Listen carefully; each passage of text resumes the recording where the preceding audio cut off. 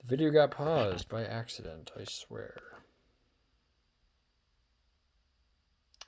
Okay, so that's a good perspective. So there's the motor, and we gotta remove it. So not quite sure if this is the clamp or not. I'm gonna get some. So I'm gonna get my a knife. Cut it open. I like to use one of these. What we're gonna do is we're gonna kind of just very, very carefully cut that off. So much of this crap, you wouldn't believe it.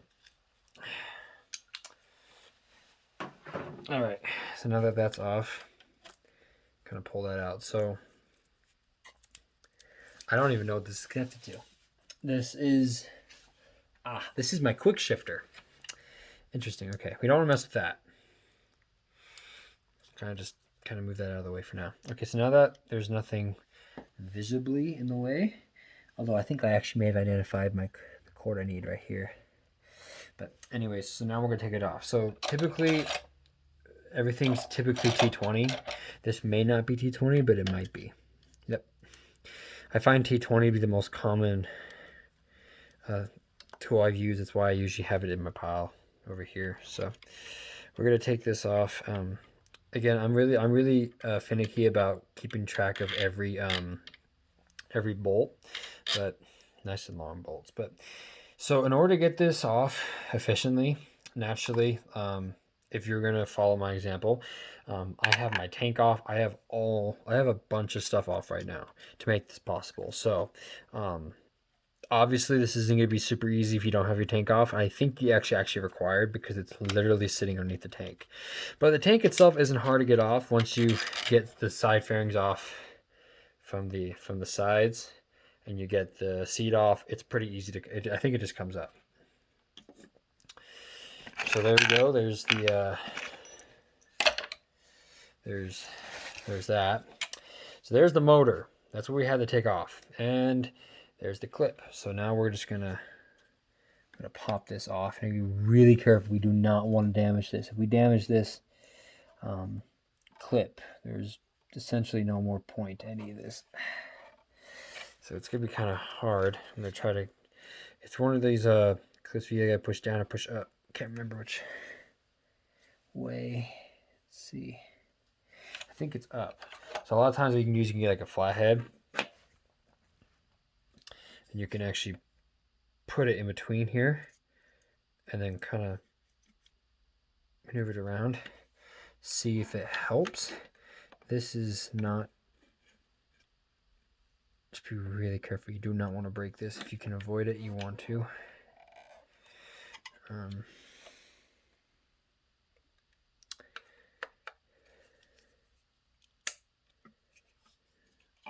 There we go.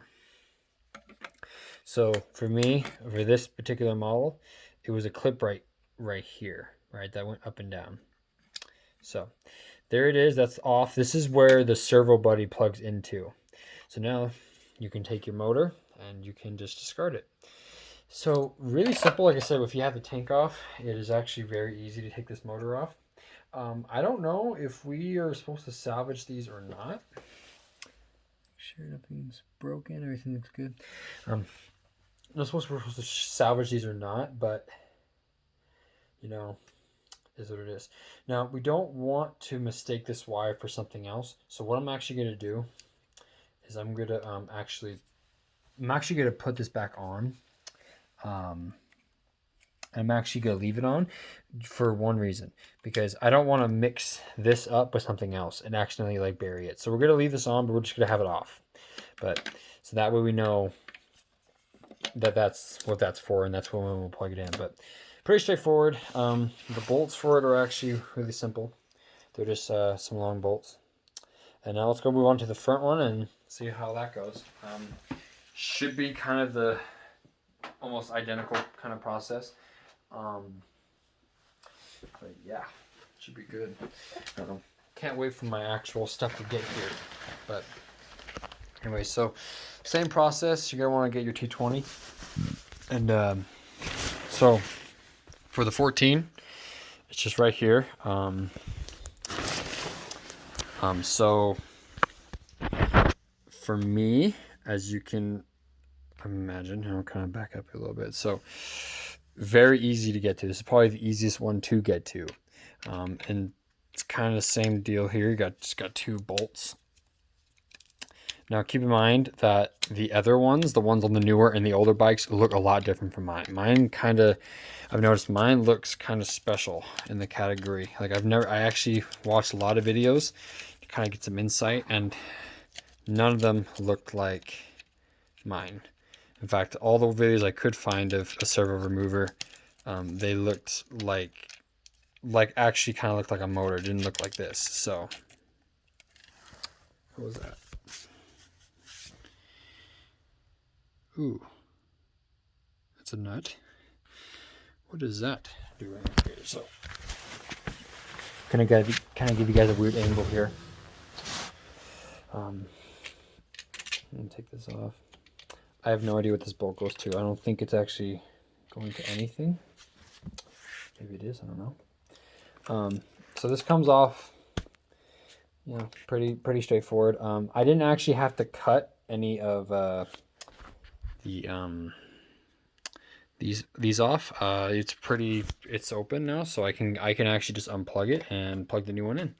So this is actually pretty clean. I will have to probably just strap it to these and then we're good to go. But so those are off now, so that is going to be cake. So I thought this was going to be a nightmare, but it turned out to be actually a lot better than a nightmare. So pretty cool. Also found a stray bolt, so don't know what we're gonna do about that, but we'll move on. So there you go. Those now are technically disconnected. Now obviously I'm not completely disconnecting it for the fact that I'm not ready to put the new ones on yet, but the bike's turning out really good. Also, if someone can actually add in the comments, does anyone know what this is? Pops off. I do not know what this is. I'm assuming it's some kind of maybe fuse box. I don't know, but it's just showing right there. I obviously, you know, this is a. I don't know what this is. What is this? Oh yeah, like there's some fuses and stuff like that. There are so many wires. And here's the main wire harness, right? And then he's just got a million different wires. But anyway, what's this? This is the so this is the clutch cable, I think. One thing we're gonna do also while the bike's apart is we're actually gonna lubricate that because it looks kind of dirty. Kind of just clean up the cable a little bit. So we're not necessarily going to wipe in here. The parts I want to clean, and I'll actually go ahead and just show you. Can I get down my back here? So as you can see, right here. Sorry guys, hold on.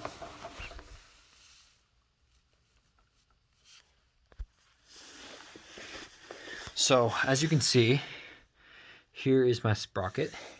Now the teeth look okay. I was actually going to replace them, but the teeth actually look fine. So, but the chain is very, very dirty.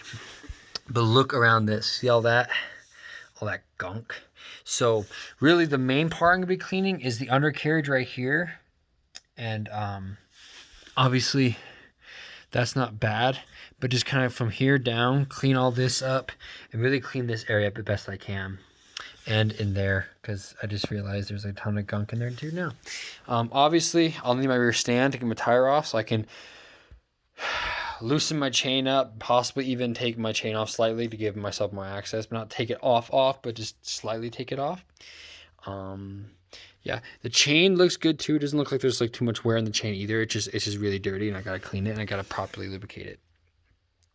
Everywhere else on the motor looks clean. There's no area that really needs my attention. I will give it a general scrub down, but the areas like in here, this general area vicinity, definitely needs to be addressed. Yeah. Also, kind of weird. So this is the kind of the kill switch for my bike, for if my kickstand still over the bike won't go forward, and it was literally kind of just sandwiched in there. It's kind of weird, but I mean, overall, everything looks good. It's just very dirty down here.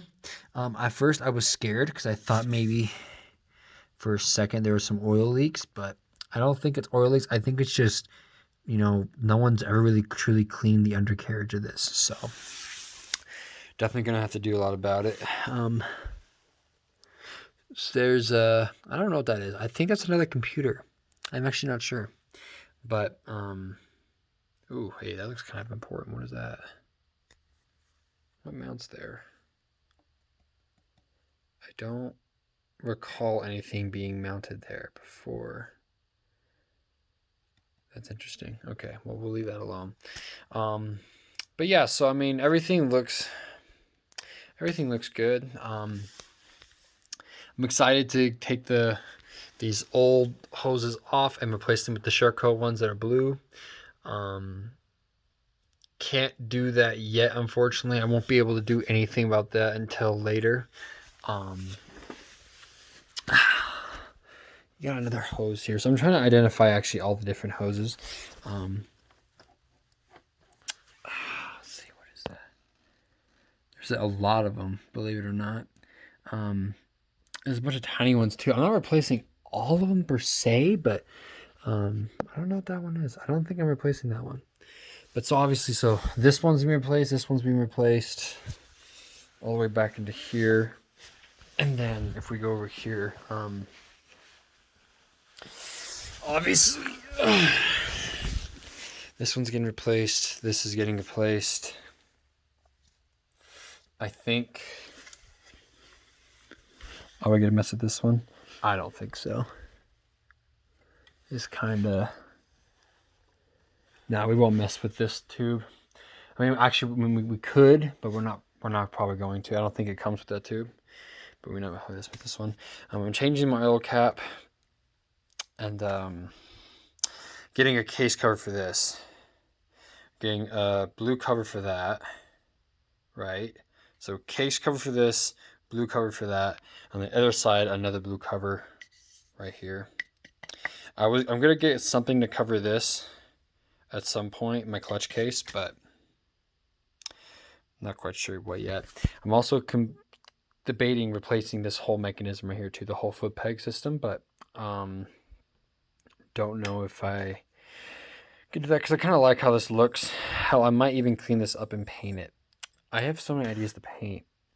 Oh, we gotta take this off because this is the old one and it doesn't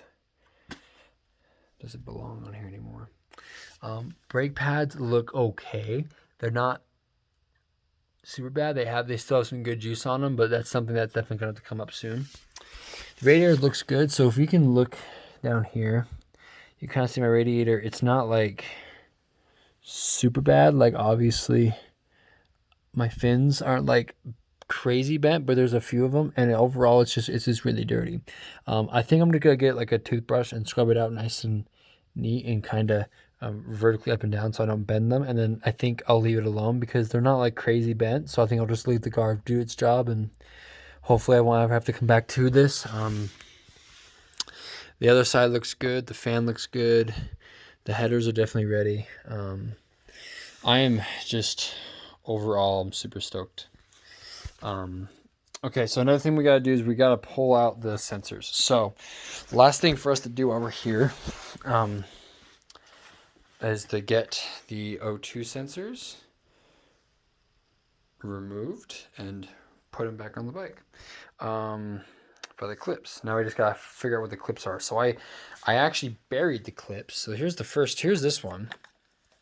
I actually buried the clips because I was worried that they were gonna get in the way, but since we still need them, I don't have to bury them. So actually, to make this easier and so that it doesn't look bad, I will pull them back out and I'll do it. So they originally ran like this, I think. That is. So that's the good news. So with how long those other cords are, I might actually have to end up kind of hiding this and then putting it in there. Don't know yet. But either way, I'll figure out a way to kind of run these, make it look good.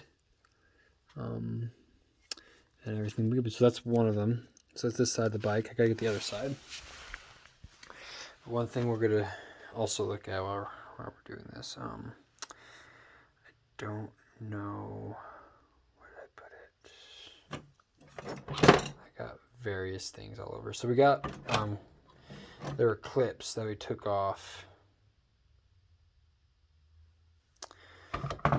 Everything's kind of scattered right now, but there were clips, these clips right here, that we took off the engines. I believe these are the O2 sensor clips, so good thing I didn't lose them. Okay, so I remember correctly, these, I believe they mount on the bike like so. Maybe. Yeah. Yeah, so this is how we'll end up cleaning them up. So then this will go like so. All right, so let's take this off. I should not have put that on without the wire attached. I'm an idiot. Okay, so that's what these are. So we're not going to put it on quite just yet, but just keep those in mind. Where did they go? Right here. So I'm going to have these out, kind of out in the open so I don't forget them. So that's that wire. So actually, you know what? We will actually go ahead and put this in how we want it. Clean it up. I'm pretty sure that's where the clip was originally, because where the pinch was. So actually, let's do that. So before we actually go take the old ones off, let's find where I shoved the other one and pull it back out. So the other one,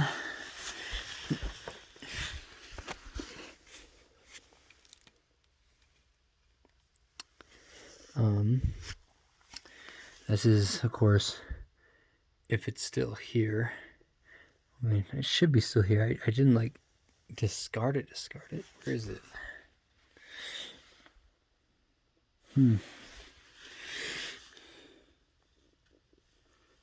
Pretty sure it was right here. So, oh, here we go.